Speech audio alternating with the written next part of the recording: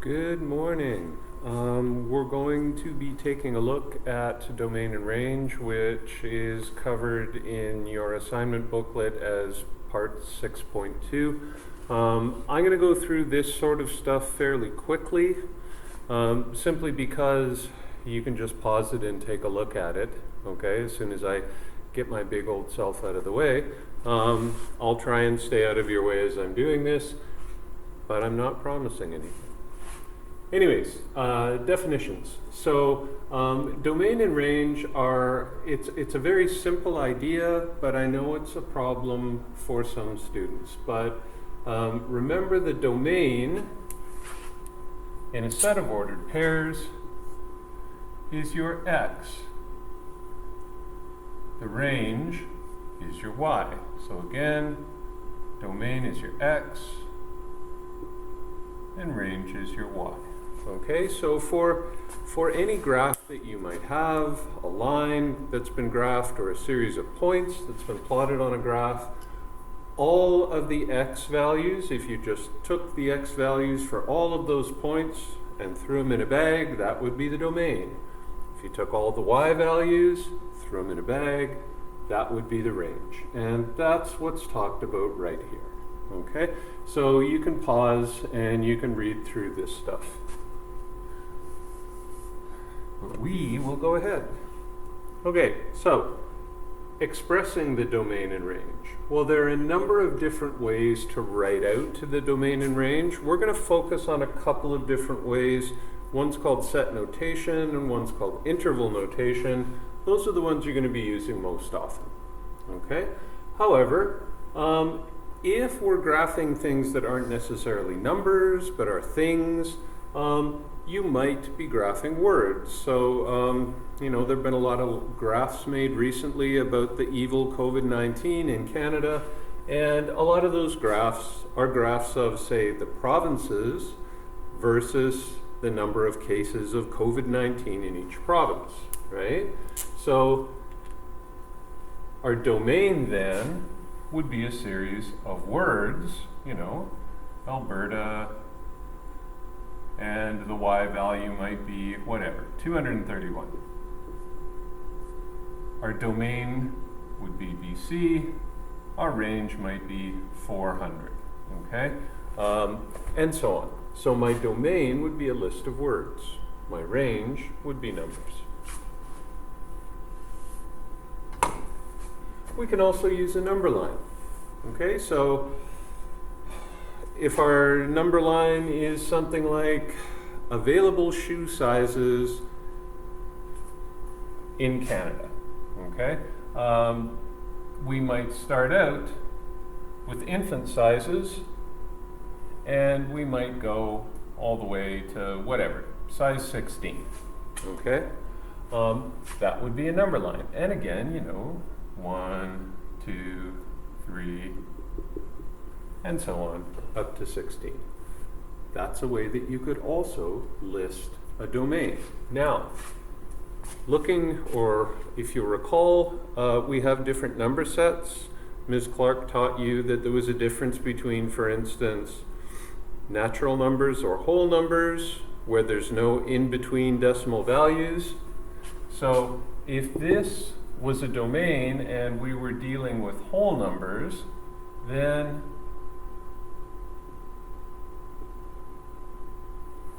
you would have dots on each of the individual numbers. You wouldn't have to worry about what's in between because there are no numbers in between in the set of whole numbers. However,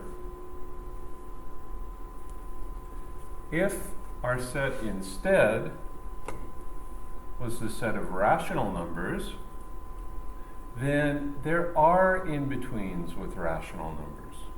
So, for rational numbers, if we're making a number line, what we have to do is we have to draw a solid bar all the way along. And what that solid bar tells you is, not only is 1 included, and 2 and 3, but all the decimal portions in between. Okay, so again, a rational number line, you join the points. For integers or naturals or wholes, You don't join the points. If you plot them on a graph, they will be distinct points rather than a line. And we'll take a look at an example like that later. You can also simply list domain and range. Okay, so you can just list all the numbers in a table of values, or simply one after the other. Okay? What we're going to look at now is the way that is probably most difficult to understand at first, but really isn't all that hard once you've done a few. And that's called set notation. And set notation, as it says, is the formal way for writing out both the domain, notice those are the x values, and the range, or y values. Okay? And every single domain and range that you do this set notation for will have the following things in common. You'll always, for some reason they like squiggly brackets, so you'll always start with a squiggly bracket. For the domain it will be x, followed by a vertical line. What comes after will be different for each question, but then it will finish up the same way. Comma, x, e, that stands for is an element of. Okay, don't read it as e, read it as the phrase is an element of. And then we'll say what number set this particular bunch of x's belongs to. And remember, when I say number set, I'm talking about the stuff you learned from Ms. Clark, right? So whole numbers, natural numbers, integers, rationals, irrationals, okay? What you'll be using for the most part are the naturals, wholes, integers, or rationals, okay? Now in this case, we're saying real numbers, which means everything's included, okay? So that's another commonly used set. Okay. Now what goes in between? Well, what goes in between is the domain or the range for that particular example, okay? In this particular example, you have x values that have to be less than 4, okay? So how would this be read? This would be read as the set of all x values less than 4, whoops,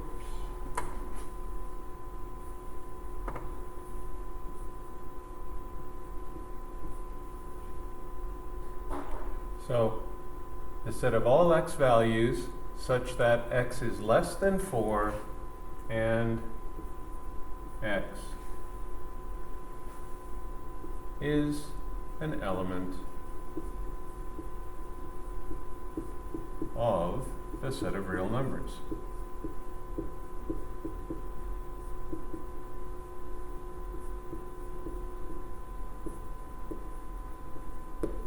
But again, to repeat, the only thing that's going to be unique here is this part and this part, okay? So it's always going to start with either x or y. It's going to tell you what values are included and what number set those values belong to. Okay, we'll do a couple of examples of this, but there are lots of examples in your math module. There are lots of examples in your textbook, and then I'll do a couple with you here. But first, coffee.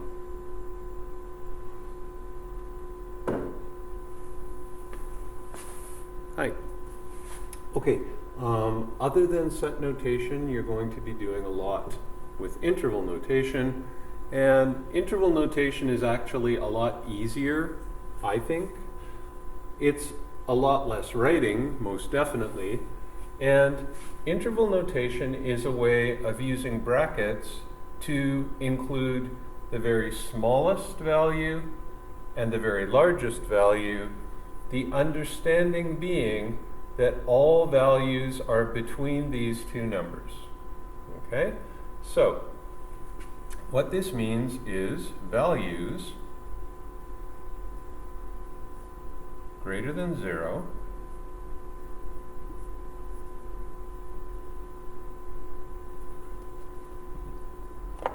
greater than or equal to 0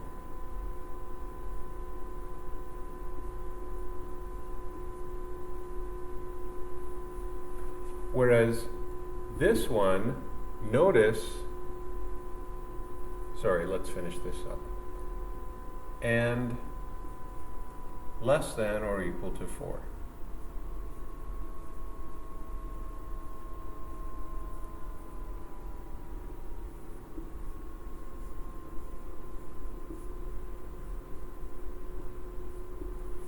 Okay, so as it tells you up here, using square brackets implies that that number is included. Using round brackets implies that the number is not included. Okay, so for this one, it would be a little bit different. So, whereas these are greater than or equal to, less than or equal to, because 0 and 4 are included, this one will be values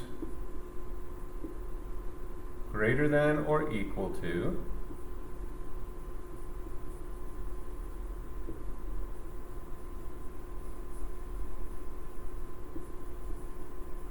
four.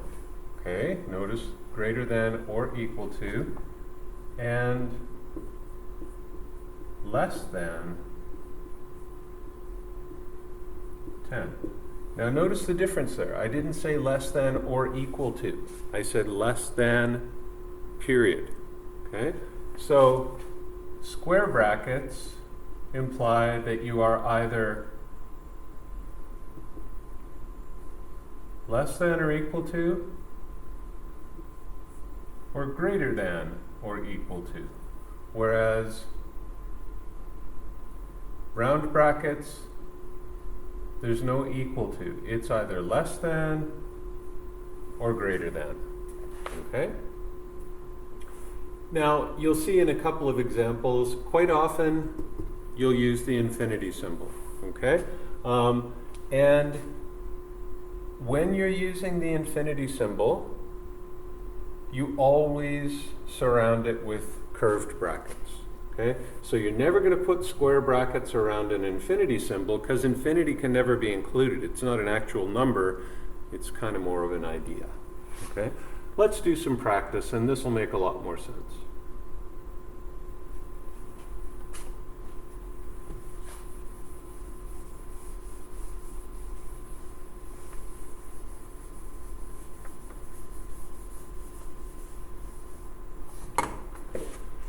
Now again, you can use words if the problem that you're dealing with is one involving words, right? Like cans of soup and dollar values. I'm not going to bother writing these down. I think this is probably a little simpler. You can use a set of ordered pairs. So we'll take a look at this one. If I give you a set of ordered pairs, then the domain is simply all the x values. So, and usually you try to put them in numerical order. So if you look at the x values, we have 4 of them, right? 3, -2, 0, and 5. Whoops, what did you just say? So going -2, 0, 3, and 5 gives you the domain, right? Gives you all the x values. Similarly, for the range, you simply look at the y values. You have 5, 4, 8, and 6. So 4, 5, 6, and 8. Okay? Now, we can't use interval notation for something like this because there's a number missing. So we couldn't simply say starts at 4, ends at 8. Because this implies that all the in-between numbers also are possible, And we know 7 is not possible in this particular grouping, so we can't use interval notation. Okay? Whereas if you look at the domain in B, it goes 1, 2, 3, 4, 5. There are no numbers missing, so we could write this using interval notation as simply 1, comma, 5. And that means the numbers 1, 2, 3, 4, and 5 are included. Okay? So if the numbers are consecutive, you can use interval notation. If the numbers are not, you can't. Okay? With the table of values, same deal is up here. Okay, your domain would simply be negative 11, negative 5, 3, and 4. So negative 11, negative 5, 3, 4. Okay? I'm going to try and move through this a little more quickly. Again, you can always pause and take a look at what's been done. An arrow diagram. An arrow diagram is just a fancy term for a matching diagram, okay? Where basically you're taking x or domain values. How do I know it's x? Because it's the left side. And y or range values, again the right side. And basically what we're doing is we're matching them up. So, what are all the domain numbers? Well, they start at 1, they go to 4. I can use interval notation because these are consecutive numbers. Not so much for the range. Okay? For the range, I'm actually going to have to write these things out. Bicycle, car, motorcycle, tricycle, and unicycle. And because I'm lazy, I've abbreviated them all. Okay, but you get the idea. Most of what we do is going to be dealing with graphs. Okay, so let's take a look at some graphs. And the question has asked you to state the domain and range and use set notation if you can't list, okay? So we're going to use set notation for everything, okay, because you need practice with that. So, when looking at a graph and figuring out the domain, remember the domain is x values. This is the x-axis. So, to find the domain, you simply want to know what are the outer limits to the left and to the right, because that's how the x-axis runs, left and right. Remember the y-axis would run up and down. So, what's the furthest value to the left? You see it right here. And what's the furthest value to the right? You see that right there. So your domain values, the absolute smallest one is negative 5, the absolute biggest one is positive 5, and then you have values in between, right? And it looks like they're consecutive. You have negative 5, negative 4, negative 3, negative 2, and so on. So our domain, squiggly bracket, x values such that, and this is where these lines become very useful. You know that your x values have to be between negative 5 and positive 5. X has to be between those. It has to be greater than or equal to negative 5, less than or equal to positive 5. And in this case, because we only have dots, we can't say rational numbers because that includes decimals in between numbers, but we do have negative numbers. So the set that fits that description would be the set of integers, right? So what are you saying here? You're saying x has to be between negative 5 and positive 5, and x belongs to the set of integers. Now, if you take a look right over here, you'll see there's a very similar graph. Okay? Notice it has roughly the same shape. The difference being this has a solid line. So when we look for our extremes, there's still -5 is the furthest to the left, +5 is the furthest to the right. So this starts out the same way. X such that -5 is the smallest, +5 is the biggest, and x has to be greater than or equal to -5, less than or equal to +5. Comma, x is an element of, now this is no longer the set of integers, is it? Because there are in between values that are possible, so we would say x belongs to the set of rationals, or better yet, the set of reals. Because there would be some irrational numbers hiding in that line as well. Okay? So, what's the difference? Just the number set. Otherwise, they look exactly the same. Okay? Now, if we move over here, we see something a little bit different. Same basic shape. The difference is, whereas this had a definite starting and ending point, this one goes right off the graph. And what that means is, and this is an assumption you have to make, is that this arrow is going to continue on to infinity in the negative direction.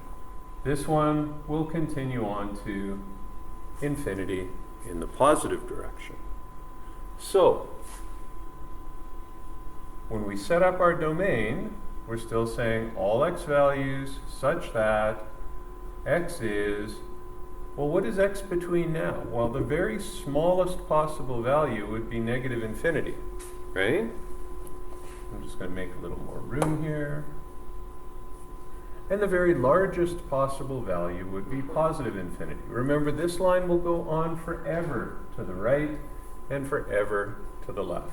So x has to be greater than, remember, it can't be equal to infinity, because infinity is not a number, right? It's a thing, or a concept. And x has to be less than +infinity. And in this case, again, a solid line indicates that x is an element of the set of real numbers. Okay? Now for this one, we're going to do the range as well, because the range isn't really exactly like the domain. So for the range, instead of asking yourself about the left and the right boundaries, you ask yourself about the upper, there's the very highest point, and the lower boundaries. Well, now again, we just talked about this in the domain. The upper boundary is pretty obvious. The upper boundary is 5, right? There are no values higher than 5. The lower boundary isn't quite so clear, but you can see the direction these things are going in. They are eventually going to go all the way down to the very as much as you can go down. In other words, they're going to go all the way to -infinity. Okay? So, when you write out your domain, the only difference, you have y instead of x, such that, well, our very lowest value is -infinity. Our very biggest value is 5. Y has to be greater than infinity, not greater than or equal to, and less than or equal to, because it actually does touch 5, less than or equal to 5. And again, because it's a solid line, y is an element of the set of real numbers. Okay?